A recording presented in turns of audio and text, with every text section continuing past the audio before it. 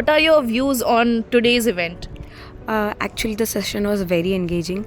I did not know most of the things about publication. Enlightening, and we got to know about the entire process of publication. Very interacting, and learned a lot about, as she said, about the publication entire process, where like how we are writing the journal, starting from the introduction, from the abstract to the results to the discussions, how we are compiling everything up and then we are sending it along with the plagiarism check, and how things get retracted back and all of that. So it's very, very informative as well as fun.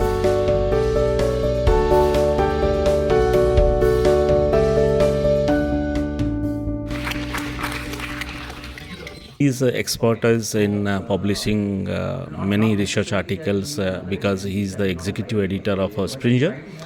So my message is what are the outcome from today's lecture series and spoken by Mr. Aninda Bose. All of you please follow the guidelines and SOP. So if you follow these instructions carefully, then obviously whatever the research you are doing which will be effective to the society, it definitely will publish in a good journal. This one is very interesting event, and students also get some knowledge about how they write the paper and the plagiarism part, as well as which journalists prefer for the best.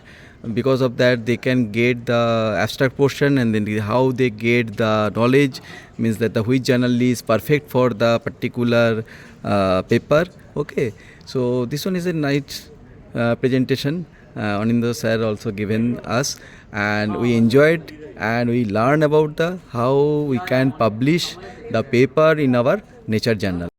We really had an insightful discussion, and we are looking forward to such interactions and gatherings with all our PhD scholars.